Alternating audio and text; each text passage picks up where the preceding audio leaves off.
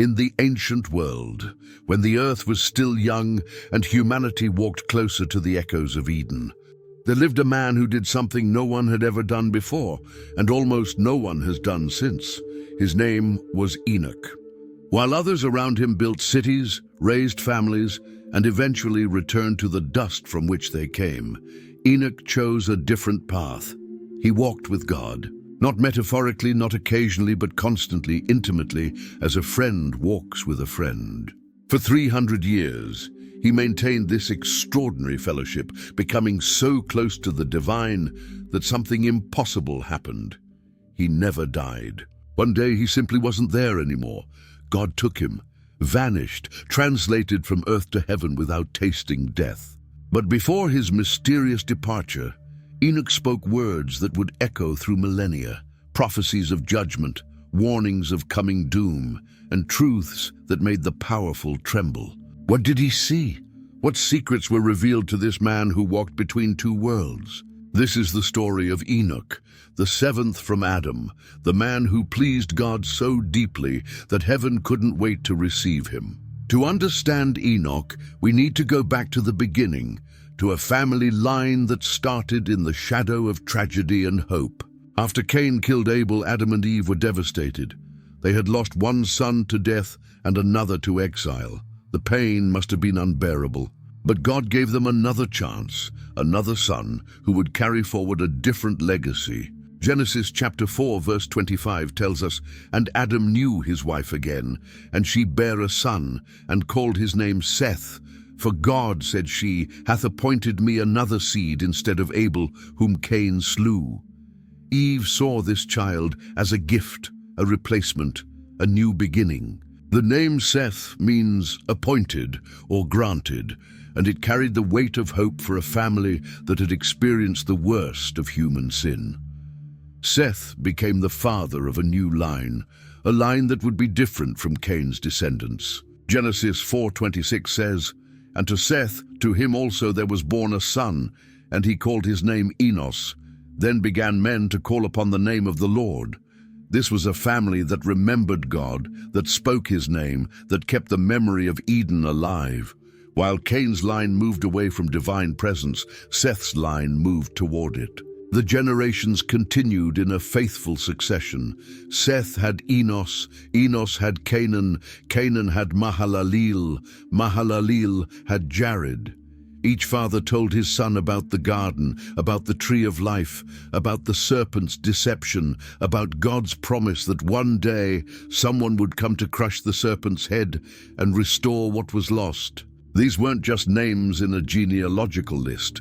These were real men who carried the torch of faith through a darkening world. They passed down stories around evening fires. They taught their children to pray. They explained what it meant to call upon the name of the Lord. They kept alive the knowledge that humanity was made in God's image, that they were meant for fellowship with their Creator, that life had meaning beyond just survival and reproduction. And then came Enoch. Genesis chapter 5 verse 18 records it simply, "And Jared lived 162 years, and he begat Enoch." He was the seventh generation from Adam, seventh. In Scripture, 7 often represents completeness, perfection, divine fulfillment. And Enoch would prove to be something complete in a way no one expected. He would become the embodiment of what it meant to walk with God in a generation that had largely forgotten how. The world Enoch was born into wasn't unified. Humanity had split into 2 very different paths, 2 distinct ways of living, 2 opposite responses to the reality of God. The division was clear, and it was growing wider with each passing generation. On one side, you had Cain's descendants. They had built cities, developed technology, created music and tools. Genesis 4 describes them in detail. Jabal was the father of those who lived in tents and raised livestock. Jubal was the father of all who played the harp and flute. Tubal-Cain made all kinds of bronze and iron tools. They were advancing, progressing, building civilization. They were innovators, artists, craftsmen. They were making the world more comfortable, more entertaining, more productive. But something crucial was missing in all their progress. They had moved away from God. Cain himself, after murdering his brother, had heard God's judgment and responded by going out from the Lord's presence. Genesis 4:16 says, "And Cain went out from the presence of the Lord and dwelt in the land of Nod on the east of Eden." His children followed that same path. They built their lives without reference to God, without worship, without acknowledgement of the one who gave them breath. They had achievement without worship, advancement without reverence, culture without the Creator. They made beautiful music but didn't sing to God. They built impressive cities but didn't build altars. They created tools and weapons but didn't use them in service of the one who made their hands capable of such work. Their legacy was one of human capability, divorced from divine purpose. On the other side stood Seth's line. They weren't building great cities or inventing new instruments. They didn't have the cultural achievements or technological advances of Cain's descendants. But they had something Cain's line had lost. They called on the name of the Lord. They remembered. They worshipped. They passed down the stories that mattered most. They knew where they came from and who they belonged to. Enoch grew up in this divided reality. Everywhere he looked, he could see two options for how to live. He could chase after what Cain's descendants were chasing: success, innovation, making a name for himself, building something impressive that people would remember. Or he could follow the quieter path of his own fathers, the path of knowing God, the path of worship and remembrance and faithful living. The contrast must have been stark. On one hand, you had the excitement and energy of human progress. On the other, you had the steady faithfulness of those who kept God at the center. Enoch saw both worlds. He understood both options, and he would have to choose. The Bible doesn't tell us much about Enoch's first 65 years. Genesis 5:21 simply states, "And Enoch lived 65 years and begat Methuselah." That's it. No stories about his childhood, no tales of his young manhood, no records of what he did or how he lived during those decades. The text moves from his birth directly to the birth of his son. This silence is actually telling. It suggests that for most of his early life, Enoch was probably ordinary. He likely did what everyone else did. He worked, he ate, he slept. He went about the daily business of living. Maybe he tended flocks like many in his time. Maybe he worked the ground, coaxing food from the earth. Maybe he learned a trade from his father Jared, mastering skills that would help him provide for his family. He was just another man in Seth's line, living his life, going through the motions, fulfilling his basic responsibilities. Nothing about these first 65 years suggested that he would become one of the most remarkable people in all of Scripture. There were no signs, no prophecies, no dramatic moments that set him apart. He was simply Enoch, son of Jared, living in a world that was growing increasingly wicked. But ordinary doesn't mean empty. During these years, Enoch was being prepared, though he probably didn't know it. The preparation was happening in small, daily ways. He was hearing the stories from his father and grandfather. They told him about Adam walking with God in the cool of the day in Eden. They told him about the fall, about the curse, about the promise of a coming Redeemer. They told him about Seth and the beginning of calling on God's name. He was learning the family history, the promises, the warnings. He was being shaped by a culture of faith, even if he hadn't yet fully embraced it himself. Every conversation around the fire, every prayer he heard his father pray, every teaching about God's character, all of it was being stored up, preparing him for what was to come. Every person in Seth's line knew they were different from Cain's descendants. They knew they had a responsibility to remember what others were forgetting. They knew they were keepers of truth in a world that was abandoning it. Enoch absorbed all of this. The seeds were being planted, even if they hadn't sprouted yet. The soil of his heart was being tilled, even if no fruit was yet visible. For 65 years, he lived as others lived. He wasn't walking with God in any special way. He wasn't a prophet or a spiritual leader. He was just a man, living in his time, doing his work, following the basic pattern of his family's faith. But everything was about to change. The ordinary was about to give way to the extraordinary. Then something happened that split Enoch's life into before and after. Genesis 5:21 records it, and Enoch lived 65 years and begat Methuselah. A son was born, a boy who would one day become famous for living longer than any other human being, 969 years. But the significance of this birth went far beyond longevity. Something about becoming a father cracked Enoch's heart wide open. Maybe he held that tiny baby in his arms and suddenly understood his own father's love in a new way. Maybe he looked at that fragile life, so dependent and vulnerable, and realized how quickly everything passes, how precious each moment is.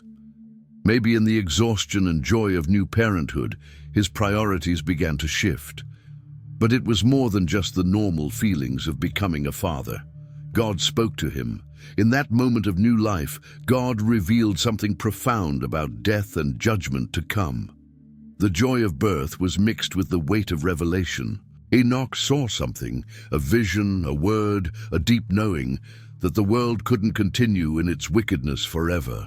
Something was coming. Judgment was on the horizon. The name he gave his son reflected this revelation: Methuselah. The name is prophetic, and scholars have debated its exact meaning, but many believe it means when he dies, it shall come, or his death shall bring. It was a heavy name to give a newborn baby, a name that carried a message about the future, about consequences, about God's patience having a limit. Why would Enoch give his son such a weighty name? Because God had shown him something that changed everything.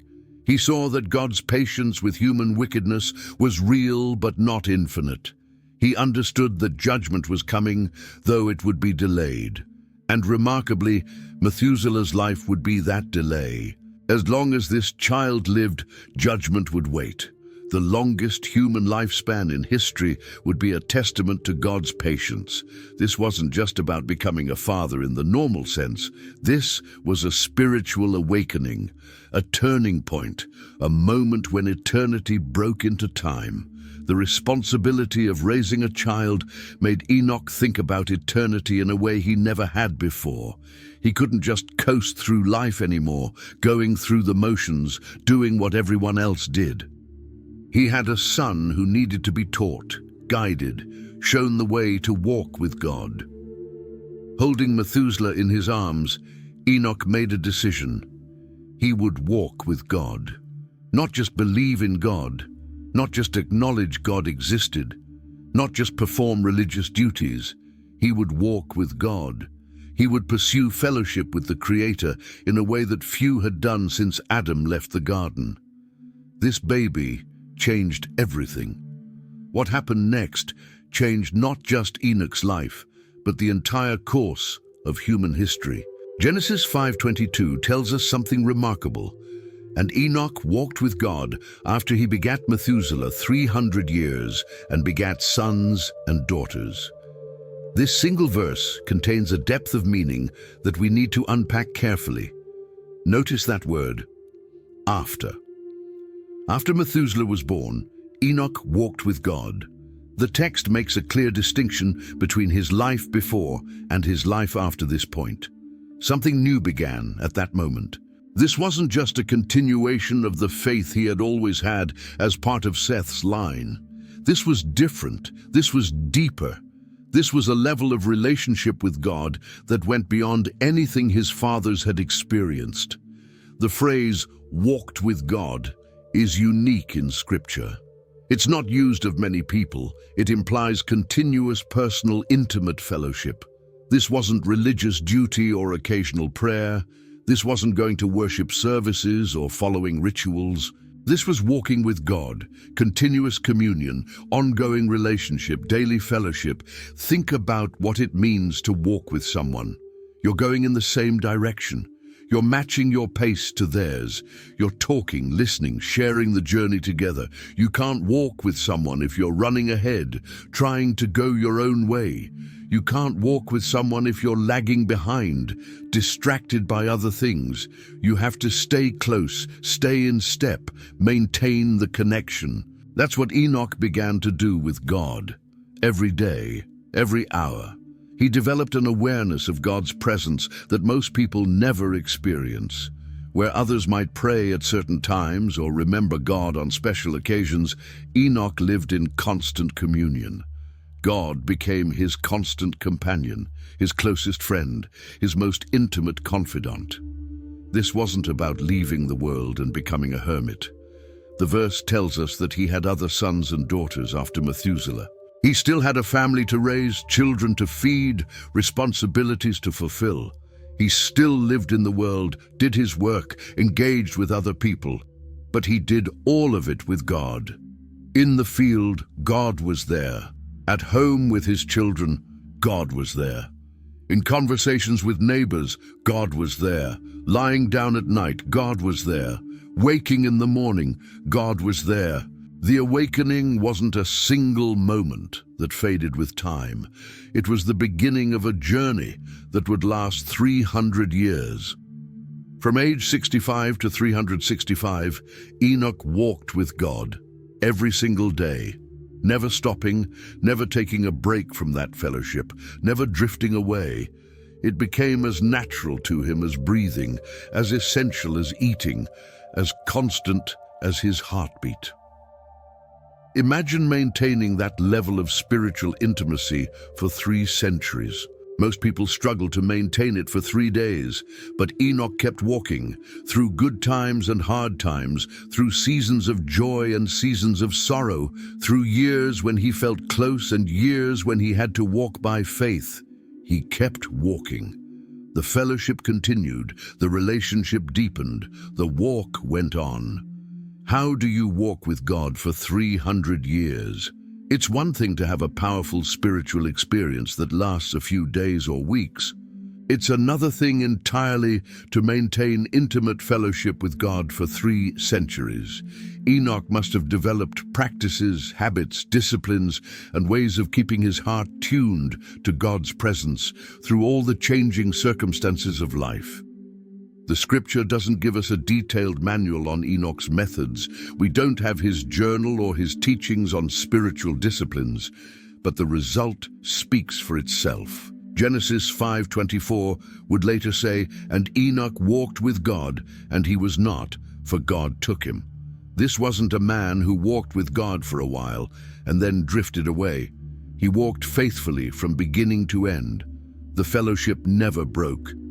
Imagine starting your day by acknowledging God before your feet even hit the ground. Imagine pausing in the middle of your work to talk with him, not in formal religious prayers, but in natural conversation, like you'd have with a friend walking beside you. Imagine seeing everything through the lens of his presence. The sunrise declaring his glory, the rain showing his provision, the laughter of children reflecting his joy, the hard work done in partnership with him, the challenges faced with his strength. Enoch must have learned to recognize God's voice, not necessarily audible words, but that inner knowing, that gentle prompting, that quiet wisdom that comes when you're close to someone. After years of walking together, Enoch could probably sense God's pleasure or God's concern about different situations. He developed spiritual sensitivity, an ability to discern God's heart in matters both large and small. He also must have learned to be completely honest with God.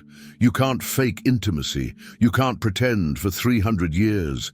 You can't walk with someone that long while hiding your real thoughts and feelings. Enoch brought everything to God, his joys and his struggles, his victories and his failures, his questions and his doubts, his hopes and his fears.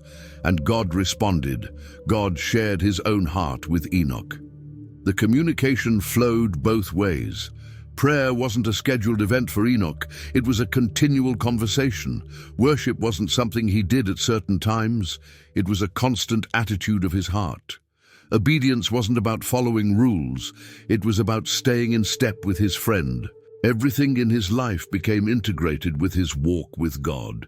This practice of God's presence became Enoch's defining characteristic.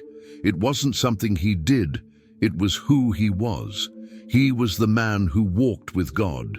That identity shaped every decision, every word, every action, every thought.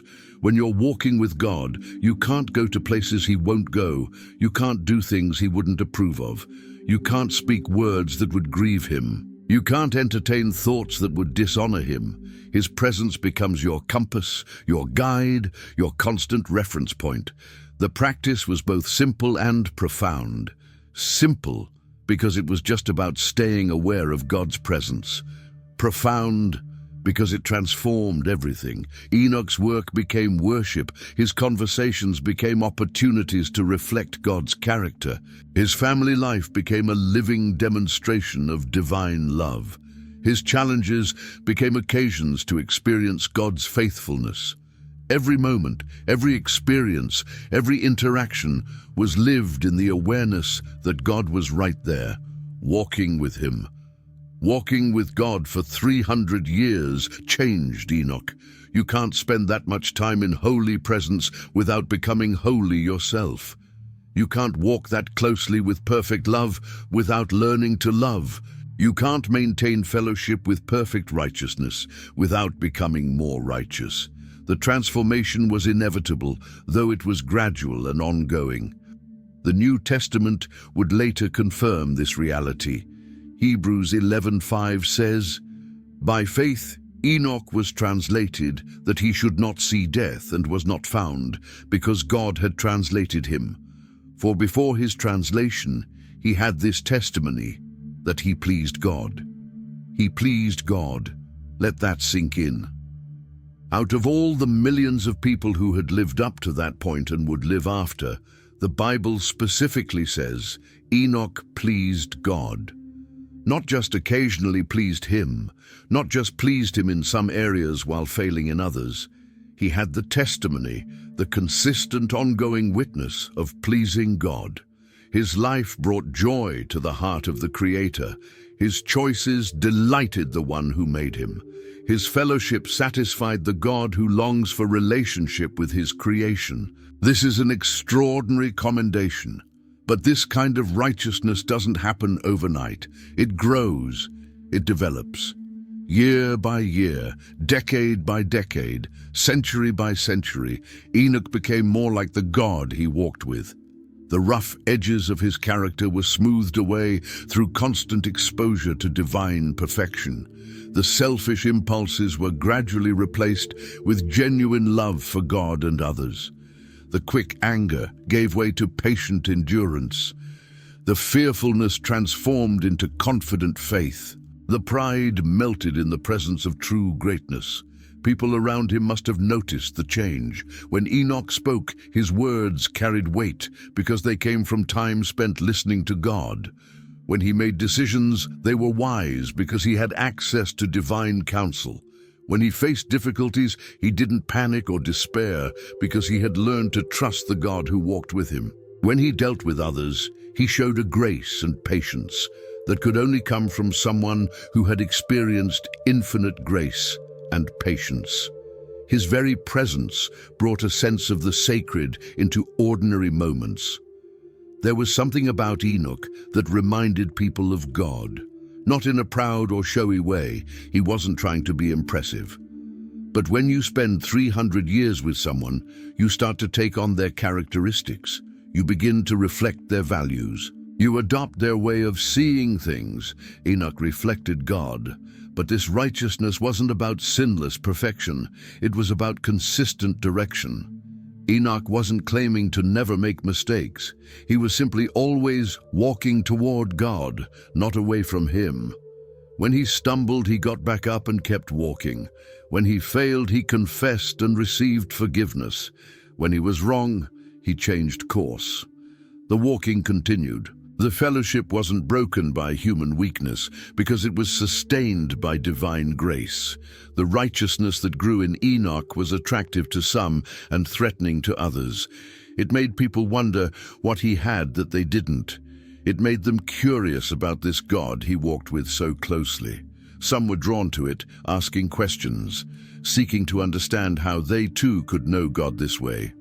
Others, as we'll see later, resented it. His light made their darkness more obvious. His peace highlighted their turmoil. His wisdom exposed their foolishness, but no one could deny it. Enoch was different, changed, set apart by his walk with God. The transformation was real and visible. He had become living proof that intimate fellowship with God was possible, that righteousness wasn't just an ideal, but an achievable reality, that humans could actually please God through faith-filled relationship with Him. Enoch didn't live in isolation on some mountaintop, removed from the chaos of his generation. He lived in a world filled with people who were making very different choices than he was, people who were moving in the opposite direction. Genesis 6:5 would later describe the generation leading up to the flood. And God saw that the wickedness of man was great in the earth, and that every imagination of the thoughts of his heart was only evil continually. This was the world Enoch walked through. A world growing darker by the day, a world where violence was increasing, where corruption was spreading like a disease, where people had almost completely forgotten God. The contrast between Seth's line and Cain's line was breaking down as intermarriage occurred, and worldly values infected even those who claimed to call on the Lord's name. Into this darkness, Enoch shone like a light. His life was a testimony, whether he intended it to be or not. Just by being who he was, by walking with God in a generation that had stopped walking, he made a statement. His very existence challenged the prevailing culture. His choices questioned everyone else's priorities. Just by being faithful, Enoch made others examine their own lives. His righteousness highlighted the unrighteousness of his generation. His peace in the midst of chaos stood out. His wisdom in a foolish time was obvious. His faith in a faithless generation was remarkable. All of it testified to something greater, something real, something worth pursuing. The New Testament book of Jude would later tell us that Enoch was also a prophet who spoke bold words to his generation. But even before he opened his mouth to prophesy, his life spoke volumes. Actions always preach louder than words, and Enoch's actions preached a clear message. It's possible to walk with God even in the worst of times. It's possible to remain faithful when everyone else is compromising. It's possible to please God when the whole world is rebelling against Him. Some people probably admired him from a distance, too intimidated or too committed to their own ways to actually approach him. Some sought him out for advice or prayer, recognizing that he had access to divine wisdom they lacked. Some asked him directly how he maintained such close fellowship with God, wanting to know his secret, hoping to experience what he experienced. He had sons and daughters who learned from him, who saw firsthand what it meant to live in God's presence. His family became a small community of faith in a faithless world. They heard him pray. They watched him make decisions. They saw how he handled difficulties.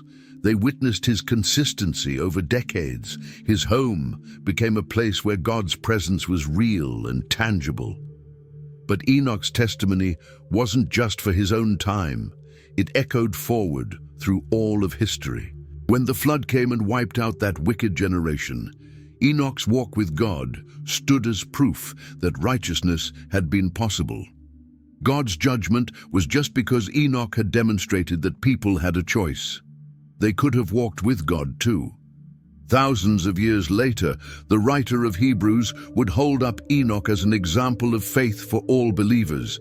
People today still study his life, still marvel at the man who walked with God, still draw inspiration and challenge from his example. His 300-year walk continues to testify across the ages, continues to challenge comfortable Christianity, continues to inspire people to pursue the same intimate fellowship he found. Enoch proved something crucial, that the ordinary can become extraordinary through relationship with God. He started as just another man in a long line of names. But by choosing to walk with God after the birth of his son, by maintaining that walk for 300 years, by allowing God to transform him into someone who pleased the divine heart, he became one of the most significant people in all of Scripture. His testimony remains, walk with God, and your life will matter forever. Walking with God for years gave Enoch more than just personal peace and righteousness. It gave him insight into God's heart and God's plans. God began to show him things that were coming, things that no one else could see. He pulled back the curtain on the future and let Enoch look at what lay ahead for humanity. God revealed to Enoch that judgment was coming. The wickedness spreading across the earth wouldn't continue forever. There would be a reckoning, a day when God would deal with the ungodly and their ungodly deeds. This wasn't vague or uncertain. God showed Enoch specific truths about his justice and his determination to address the evil that was corrupting his creation. The book of Jude in the New Testament preserves a prophecy that Enoch delivered. Jude, verses 14 and 15 record, "And Enoch also, the seventh from Adam, prophesied of these, saying, Behold, the Lord cometh with 10,000s of his saints, to execute judgment upon all, and to convince all that are ungodly among them of all their ungodly deeds, which they have ungodly committed, and of all their hard speeches, which ungodly sinners have spoken against him." This prophecy was remarkable. Enoch saw the Lord coming with thousands upon thousands of his holy ones. He saw a day of judgment that would hold people accountable for every ungodly deed, every wicked action, every hard word spoken against God. 4 times in 2 verses, the word ungodly appears, emphasizing the complete rebellion and wickedness that would be judged. God didn't just show Enoch these things to satisfy his curiosity. God showed him so he would speak. A prophet doesn't receive revelation for himself alone. He receives it to deliver to others. Enoch was being entrusted with a message that his generation desperately needed to hear, even if they didn't want to hear it. The revelation was both terrifying and necessary. Terrifying because judgment is serious, final, and unavoidable for those who refuse to turn from their wickedness. Necessary because without warning, people have no opportunity to change course. God, in his mercy, was sending a prophet to warn the wicked before it was too late. Enoch couldn't keep silent about what God had shown him.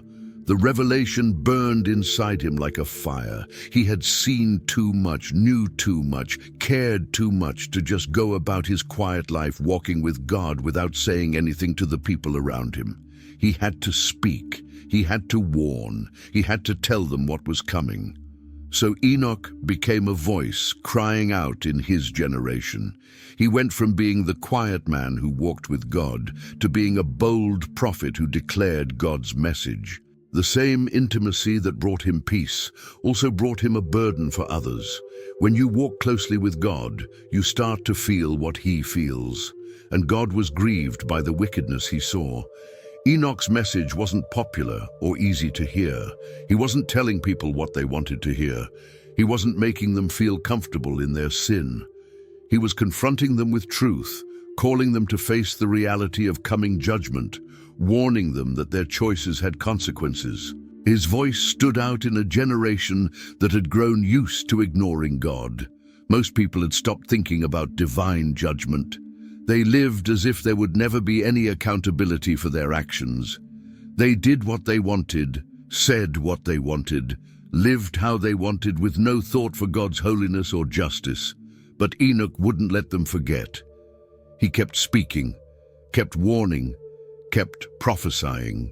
He became known as the man who talked about judgment, the one who insisted that God would hold people accountable, the prophet who refused to be silent even when no one wanted to listen. Speaking out required courage. It's one thing to walk with God privately. It's another thing to publicly declare his message when that message goes against everything your culture believes and values. But Enoch had walked with God long enough to fear him more than he feared people. He had spent enough time in God's presence to care more about God's approval than human approval. His voice carried authority because it came from genuine relationship with God. He wasn't speaking theories or his own opinions. He was delivering what God had shown him. People could tell the difference. Even if they rejected his message, they couldn't deny that he spoke with conviction and certainty that came from somewhere beyond himself. Enoch's prophecy in Jude specifically mentions the ungodly. He wasn't speaking in general terms about humanity's flaws. He was directly confronting those who had abandoned God, who lived in rebellion, who rejected divine authority over their lives. His message targeted specific people doing specific things. The ungodly in Enoch's time were those who had completely turned away from God. They weren't just making occasional mistakes or struggling with weakness. They were actively living in opposition to God's ways. They had embraced wickedness as a lifestyle. They spoke against God openly, mocking those who still tried to follow him. Enoch confronted them directly. He named their ungodly deeds. He called out their ungodly behavior. He challenged their hard speeches against God. He didn't soften the message or try to make it more palatable. He told them plainly what God thought of their actions and what consequences they would face. This kind of confrontation made enemies. People don't like being told they're wrong, especially when they're deeply invested in their lifestyle. The ungodly didn't receive Enoch's message with gratitude. They didn't thank him for warning them. They resented him for it. Imagine Enoch standing in public places, declaring God's coming judgment. Imagine him approaching the powerful and influential, telling them their deeds were ungodly and would be judged.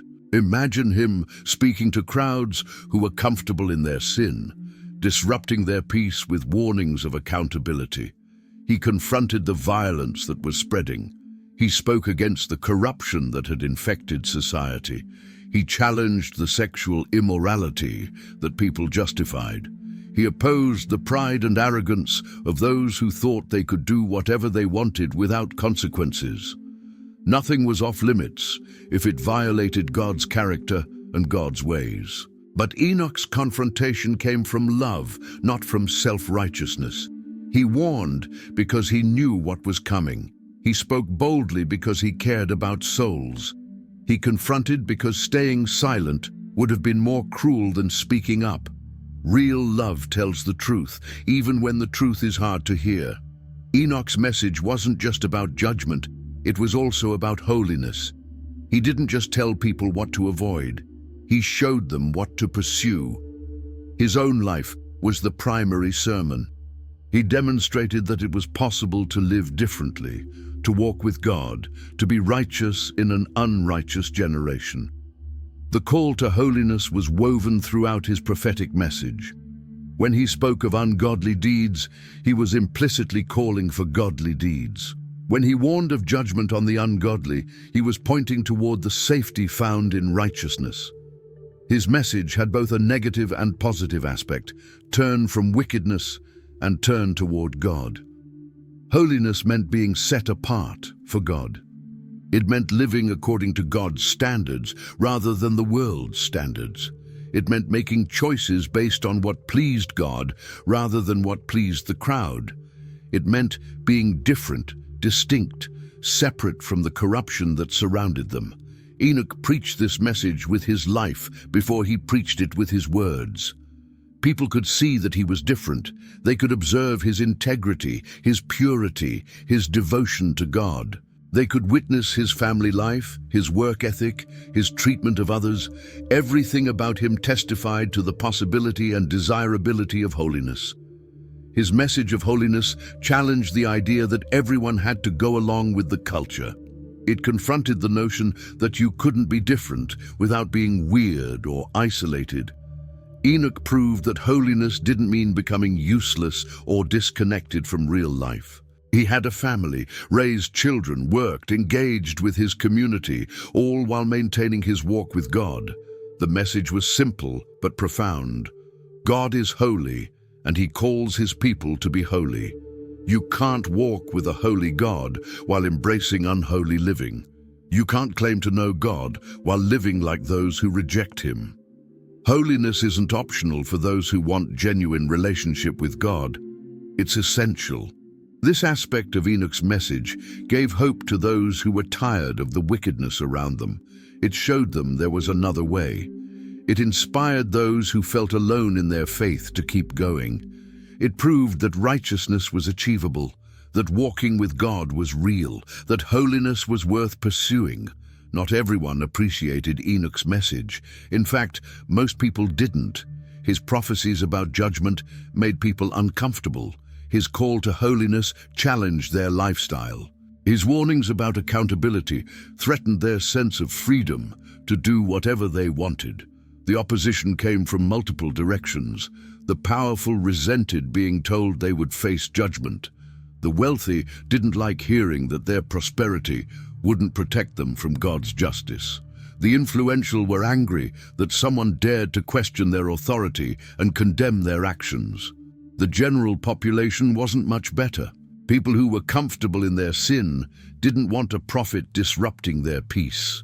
They wanted to live their lives without being reminded of God or judgment or holiness. Enoch's very presence was an irritation to them. His message was unwelcome noise they wished would stop. Some tried to discredit him. They probably called him crazy, extreme, judgmental, out of touch. They mocked his warnings about coming judgment, pointing out that life continued as it always had. They ridiculed his devotion to God, suggesting he was wasting his life on religious nonsense. Others might have tried to silence him through threats or intimidation. When mockery didn't work, they may have resorted to more aggressive tactics. Prophets who speak truth to power often face serious opposition. Speaking against the prevailing culture always comes with a cost. But Enoch didn't stop. He didn't soften his message to make it more acceptable. He didn't compromise to gain approval. He didn't quit when people rejected what he said. He kept walking with God and kept speaking God's message, regardless of how it was received. The rejection must have been lonely. Standing for truth when everyone else is going a different direction isolates you. Being the voice of warning in a generation that doesn't want to hear creates distance. Enoch experienced what many prophets after him would experience: the pain of delivering a message that people refused to accept. Yet the rejection also confirmed that his message was needed. If everyone had agreed with him, there would have been no need for the warning. The very fact that people resisted so strongly proved how far they had drifted from God. Their opposition didn't mean Enoch was wrong. It meant they were unwilling to face the truth. The name Enoch gave his son carried profound prophetic weight that continued to testify throughout Enoch's ministry. Methuselah, when he dies, it shall come. Every time someone spoke that name, they were reminded of coming judgment. Every birthday Methuselah celebrated was another year of God's patience. Every year he lived was another year of opportunity for people to repent. God's mercy was built into the very timeline. Methuselah would live longer than any other human in recorded history, 969 years. That's nearly a millennium of warning, nearly 1,000 years of patience, nearly 10 centuries of opportunity for people to turn from their wickedness. Enoch could point to his son as a walking prophecy. When people questioned whether judgment was really coming, he could say, "As long as my son lives, you have time, but when he dies, it will come." The timeline wasn't hidden or mysterious. God was giving clear warning through both message and symbol. Think about what it meant for Enoch to name his child this way. Every time he called his son, he was proclaiming judgment. Every time he introduced him, he was delivering a prophetic word. Every family meal, every conversation, every moment with Methuselah was a reminder of the serious message Enoch carried. Methuselah himself grew up knowing his name meant something significant. He lived under the weight of that prophetic declaration. His very existence was tied to God's timeline for judgment. He became part of his Father's message, a living illustration of divine patience and coming justice. The name also showed God's character. He wasn't eager to judge. He wasn't quick to destroy. He gave time, abundant time, more time than anyone could claim was insufficient. If judgment came after 969 years of warning, no one could say they hadn't been given opportunity to change. As Methuselah grew older and older, breaking every record for human longevity, it should have made people think. Why was this man living so long? What was significant about his lifespan? The prophetic name was a constant reminder that God's patience, though immense, was not infinite. Enoch's prophecy and his son's name worked together as a complete warning system. The words proclaimed the certainty of judgment. The name announced the timing. It would come when Methuselah died. Together, they gave Enoch's generation everything they needed to know to take the warning seriously. While most people rejected Enoch's message, not everyone did. There was a remnant, a small group of people who still called on the name of the Lord, who still wanted to walk with God, who still believed that righteousness mattered. Enoch became their teacher, their guide, their example of what faithful living looked like. These were people from Seth's line primarily, though possibly some from other backgrounds who were drawn to truth. They were tired of the wickedness around them. They were hungry for something real, something pure, something that connected them to God. When they heard Enoch speak and saw how he lived, they recognized authenticity. Enoch taught them how to walk with God. He shared what he had learned over his centuries of fellowship. He explained how to maintain awareness of God's presence throughout daily life. He showed them how to resist the corruption of their culture while still living in the world. He mentored them in righteousness. His teaching wasn't just theory. He lived with his family in full view. They could see how he raised his children, how he treated his wife, how he conducted his work, how he made decisions. His home became a school of faith where others could learn by observation and direct instruction. He taught them about God's character, his holiness, his justice, his mercy, his patience. He explained why judgment was coming and what it would look like. He helped them understand that serving God wasn't about fear alone, but about love and relationship. He showed them that walking with God brought joy even in a dark world. The faithful remnant became a community, connected by their shared desire to follow God. They encouraged each other, supported each other, helped each other stay faithful when the surrounding culture pulled in the opposite direction. Enoch's leadership kept them focused and strong. He also prepared them for what was coming. He knew judgment would eventually arrive.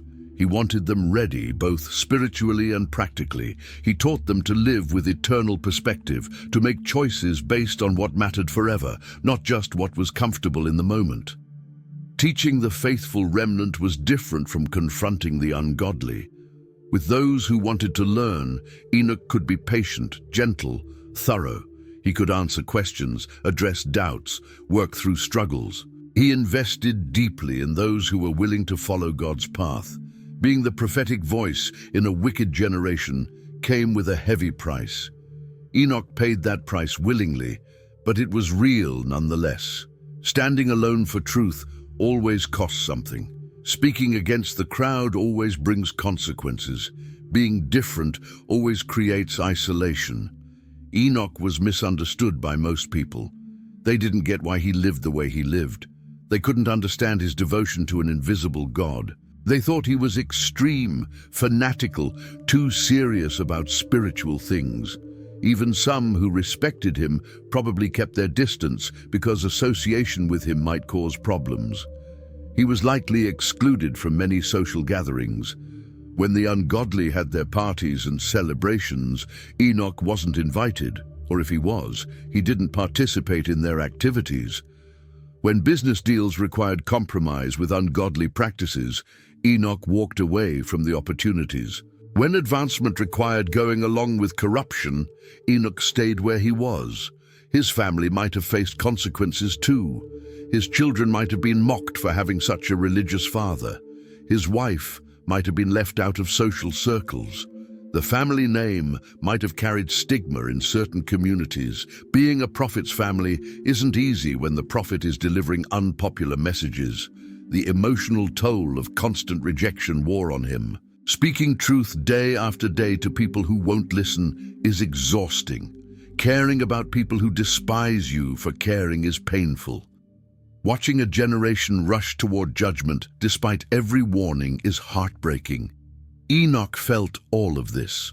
There were probably moments of deep loneliness, even with the faithful remnant around him, even with his walk with God sustaining him. The burden of being the prophetic voice was heavy. He stood in the gap between God and humanity, and that's always a difficult place to stand. Financial costs may have come too. Righteousness often costs money. Refusing to participate in corrupt business practices limits income. Speaking truth to power can result in economic retaliation. Enoch may have been poorer materially because he wouldn't compromise spiritually. Yet through it all, Enoch kept walking with God. The cost of standing alone was real, but the alternative was worse. Compromising his message would have meant betraying God.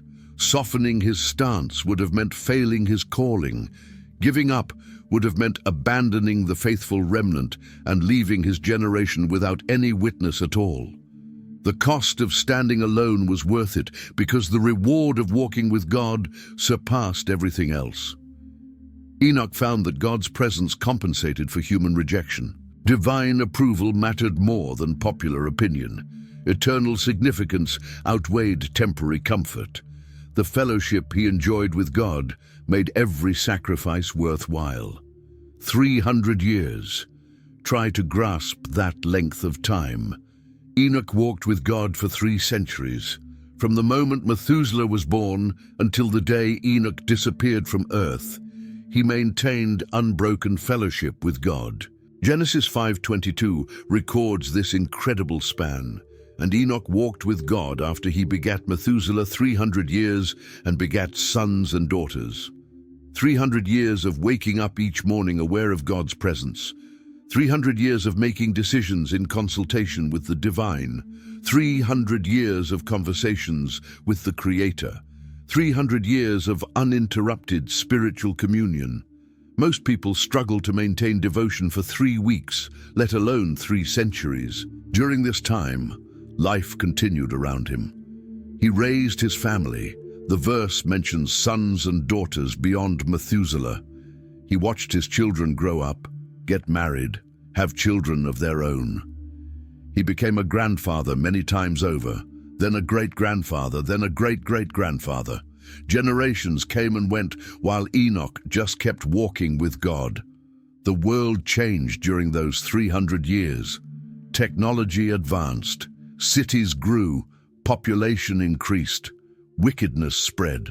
The culture shifted further and further from God. But through all these changes, one thing remained constant: Enoch walked with God. His fellowship didn't depend on circumstances. It didn't rise and fall with cultural trends. It was steady, faithful, enduring. Think about the discipline required. 300 years without giving up. 300 years without drifting away. 300 years without losing interest or getting distracted. 300 years of choosing God every single day. The commitment was extraordinary, sustained over a span of time that defies our modern attention spans. But it wasn't just grinding determination. The walk continued because the relationship was real and satisfying. You don't maintain something for 300 years out of duty alone. Enoch kept walking because walking with God was better than anything else life offered. The fellowship itself became its own reward, its own motivation, its own fuel for continuing. As the years passed, Enoch's relationship with God didn't just continue, it deepened. Like any relationship, the more time they spent together, the closer they became. The intimacy that began when Methuselah was born grew richer, fuller, more profound with each passing decade. Enoch learned to know God's heart in ways few humans ever have. He understood God's character not from second-hand teaching, but from first-hand experience. He knew what made God grieve and what brought him joy. He could sense divine approval or concern in his spirit. The communication between them flowed naturally, almost effortlessly. God shared more with Enoch as the fellowship deepened. He revealed mysteries about his nature and his plans. He showed Enoch things about the spiritual realm that others couldn't see. He gave him insight into the workings of heaven and earth. Enoch became privy to divine secrets because he had proven himself trustworthy and because the relationship had grown to that level of intimacy. The walk took on new dimensions over time. What began as constant awareness of God's presence evolved into something even deeper, a union of spirit and purpose. Enoch's will became increasingly aligned with God's will. His desires began to mirror divine desires. His perspective shifted to see things the way God saw them. This deepening fellowship also meant Enoch was being prepared for something. God doesn't pour himself into someone's life without purpose. The intensity of their relationship, the depth of their communion, the richness of their fellowship, all of it was preparing Enoch for an unprecedented destiny. He was being readied for something that had never happened before and would only happen to one other person in all of human history. Enoch himself probably sensed something unique was developing. After 100 years of walking with God, then 200, then approaching 300, the fellowship had reached a level that seemed almost unsustainable on earth. Heaven and earth were meeting in Enoch's life in such a powerful way that the boundary between them was becoming thin. The deeper Enoch walked with God, the more disconnected he felt from the world around him. Not disconnected in the sense of being irresponsible or neglectful of his duties. He still functioned in society, still cared for his family, still engaged with others. But emotionally and spiritually, he was becoming a stranger to earth. The things that excited other people didn't excite him anymore. The pursuits that drove the culture left him cold. The pleasures that consumed people's attention seemed empty and meaningless compared to the joy of God's presence. He was living in the world but wasn't of the world. His citizenship, in a sense, was already elsewhere. Hebrews 11:13 would later describe the heroes of faith this way: "These all died in faith, not having received the promises, but having seen them afar off, and were persuaded of them, and embraced them, and confessed that they were strangers and pilgrims on the earth." Enoch was the first of these strangers, the original pilgrim who recognized that earth was not his final home. He looked at the material world differently now. Houses, possessions, achievements, all the things people worked so hard to accumulate seemed temporary and fragile to him. He had tasted something eternal, and the temporal couldn't compete. He had experienced the weight of glory, and earthly glory felt like vapor. Other people noticed his detachment. He was physically present, but somehow not fully there. His body walked the streets, but his spirit seemed to dwell somewhere else. When he spoke with others, there was a quality to his words, a perspective in his counsel that came from beyond this world. He brought heaven's viewpoint into earthly conversations. This sense of being a stranger wasn't sad or bitter. Enoch wasn't miserable on earth, but he was increasingly aware that he belonged somewhere else. He was like someone visiting a foreign country who knows home is elsewhere. He could appreciate certain things about where he was, but his heart longed for his true home. His walk with God had created this tension. The more he experienced God, the less earth felt like home. The more he tasted heaven's reality, the more earth's reality felt like shadow. He was caught between two worlds, living in one while his spirit was drawn toward the other. As Enoch approached his 365th year, something began to shift. The fellowship with God, already incredibly deep, intensified even more. The awareness of divine presence became almost overwhelming. Enoch could sense that something was about to happen, though he may not have known exactly what.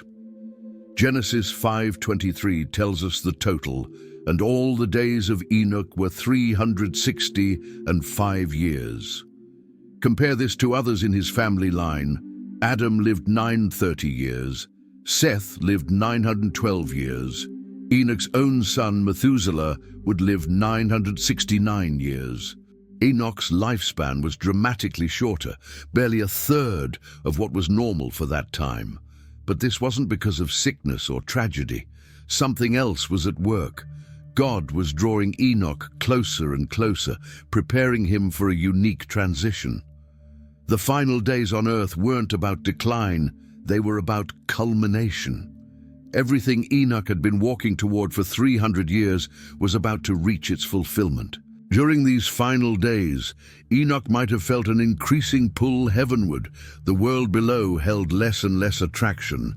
The presence of God was becoming so strong that the physical realm seemed to fade in comparison. He was being pulled by love toward the source of all love. Did he say goodbye to his family? Did he sense this was coming? The Bible doesn't tell us these details. We don't know if he had a final conversation with Methuselah or gathered his sons and daughters for last words of wisdom. We don't know if he understood he wouldn't return or if it came as a surprise even to him. What we do know is that his walk with God continued right up to the last moment. There was no backing away, no slowing down, no diminishing of fellowship. If anything, the walk accelerated. The closeness increased. The communion intensified. He was walking straight into the arms of God. The final days were likely filled with a sense of expectancy. Heaven was reaching down. Earth was releasing its hold. The man who had lived between two worlds was about to fully enter the world he'd been walking toward all along. Then it happened. In a moment unlike any before it, Enoch's walk with God took him right off the earth. He didn't die. He didn't get sick. He didn't have an accident. He simply was not. Genesis 5:24 records it with stunning brevity. And Enoch walked with God, and he was not, for God took him. One moment he was there, walking with God as he had for 300 years. The next moment he was gone, vanished, translated from earth to heaven without passing through death. His body didn't return to dust. His spirit didn't separate from his flesh in the normal way. He was taken, whole, complete body and soul, into God's presence. This had never happened before. Every person who had lived up to that point had died. Abel was killed. Adam eventually died after 930 years. Seth died. Everyone died. Death was the universal human experience after the fall, but Enoch bypassed it entirely. He went from walking on earth with God to walking in heaven with God without the interruption of death. The moment itself must have been extraordinary. Imagine the sensation of suddenly being caught up, of feeling yourself lifted not just physically, but dimensionally into another realm. Imagine the transition from seeing God through the veil of earthly existence to seeing him face to face. Imagine moving from faith to sight in an instant. For Enoch, it was probably the most natural thing in the world, or rather, the most natural step beyond the world. He had been walking toward this all along. Every day of fellowship had been moving him in this direction. The translation was simply the completion of the journey he'd been on for 300 years. The mechanics of how it happened aren't explained. Did he glow with light? Did he simply fade from sight? Did he rise into the air? The Bible doesn't give us those details. What matters isn't the method, but the meaning. God took him. This was divine action, God reaching down and bringing Enoch home. The phrase "God took him" is profound in its simplicity. This wasn't death claiming another victim. This wasn't nature taking its course. This wasn't an accident or tragedy. This was God personally, deliberately, lovingly taking Enoch to himself. It was an act of divine will, motivated by divine affection. Hebrews 11:5 explains it further. By faith, Enoch was translated that he should not see death, and was not found, because God had translated him. For before his translation, he had this testimony that he pleased God. God took him because Enoch pleased him. The fellowship they shared was so pleasing to God that he didn't want it interrupted by death. Think about what this reveals about God's character. He isn't distant or cold. He isn't merely tolerating humans. He actually enjoys fellowship with those who walk with him. Enoch's company brought God such pleasure that he said, in effect, "I don't want to be separated from you even temporarily. Come home now." The taking was an honor, not a punishment. It was the ultimate expression of divine favor. While others would live longer lives, Enoch received something better: immediate entrance into God's presence without experiencing death. His early departure wasn't a tragedy, it was a triumph. God took him also as a witness to that generation. Enoch's disappearance was a sign, a proof that God was real and that walking with him led somewhere. His translation was evidence that the spiritual realm existed, that heaven was real, that God rewarded those who diligently sought him. The fact that he was not found suggests people looked for him. Maybe his family searched. Maybe the community wondered what happened. But he was gone, truly, completely gone. Not dead and buried somewhere, but taken by God into another realm entirely. This divine taking would only happen to one other person in Scripture. Elijah, centuries later, would also be taken to heaven without dying. These two men stand as unique testimonies to the possibility of bypassing death through extraordinary fellowship with God. Enoch left behind more than just children and grandchildren. He left a legacy that would echo through all of human history. His life became a permanent testimony to what's possible when someone chooses to walk with God, to what happens when faith and fellowship reach their ultimate expression. His family carried forward the memory of what they had witnessed. Methuselah, whose very name was a prophecy, lived on for hundreds more years. Every year he lived, people would remember Enoch's prophecy. Every time someone spoke Methuselah's name, they were reminded of the prophet who walked with God and was taken. The faithful remnant Enoch had taught continued on. They had watched their teacher disappear into God's presence. They had seen with their own eyes that the spiritual truths Enoch proclaimed were real. His translation validated everything he had taught them. It proved that walking with God wasn't just religious talk, it was actual reality with actual results. His prophecy about coming judgment remained. Jude's account preserves it for all time. The Lord would come with 10,000s of his saints to execute judgment.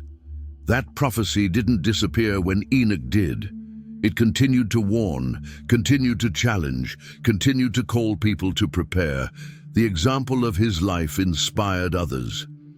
If Enoch could walk with God in such a wicked generation, others could too. If he could maintain fellowship for 300 years, others could at least try to maintain it for their lifetime.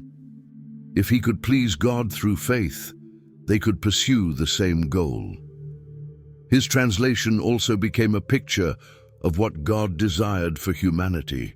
Death wasn't supposed to be the final word. Separation from God wasn't the intended destiny. Enoch showed that intimate fellowship with God could overcome even death itself. He became a preview of resurrection, a glimpse of what redemption could accomplish. Centuries later, the writer of Hebrews would include Enoch in the Great Hall of Faith. His example would be taught to believers throughout all generations. People thousands of years removed from his time would study his life and be challenged to walk more closely with God. Enoch's translation was more than a personal reward. It was a witness that spoke to eternal realities. His disappearance proved that death wasn't the only option for humanity. It demonstrated that the material world wasn't all there was. It testified that God was real, that heaven existed, that fellowship with the divine had ultimate significance. To that wicked generation racing toward judgment, Enoch's translation was one final witness. If they wouldn't listen to his words, perhaps they would pay attention to his disappearance. If they rejected his prophecies, maybe they would consider the meaning of his being taken. God gave them a sign they couldn't explain away or ignore. The witness extended beyond his own time. Every generation since has had to grapple with Enoch's story. You can't read about a man who walked with God for 300 years and then disappeared without death, touching him without asking questions about your own life and your own relationship with God. His life testified to God's desire for fellowship with humanity. God didn't create humans to be distant from him. He didn't intend for relationship with him to be rare or exceptional. Enoch showed what God had always wanted: people who would walk with him, talk with him, live in constant communion with him. The witness also spoke to the power of faith. Hebrews 11:6 says, immediately after mentioning Enoch, "But without faith it is impossible to please him. For he that cometh to God must believe that he is, and that he is a rewarder of them that diligently seek him." Enoch believed God existed. He believed God rewarded those who sought him, and his faith was proven right in the most dramatic way possible. His translation pointed forward to resurrection. While he didn't die and rise again, his being taken body and soul into heaven foreshadowed the ultimate victory over death that would come through Christ. He was a preview of what redemption would accomplish: humans dwelling with God, death overcome, fellowship restored. The witness to eternity continues today. Enoch's story still challenges modern readers. In our busy, materialistic, skeptical age, here stands a man who walked with God for 300 years and was taken to heaven without dying. His life asks us, what are you walking toward? What consumes your attention? What would it mean to walk with God in your generation? If this story has impacted you, if Enoch's example has challenged you to pursue deeper fellowship with God, don't keep it to yourself. Click that subscribe button so you can continue this journey through biblical stories that transform lives. Share this video with someone who needs to hear about the man who walked with God. Leave a comment telling us what spoke to you most about Enoch's life. Remember, Enoch was just a man, like you and me. But he walked with God, and that made all the difference. What could your life become if you started walking with God today?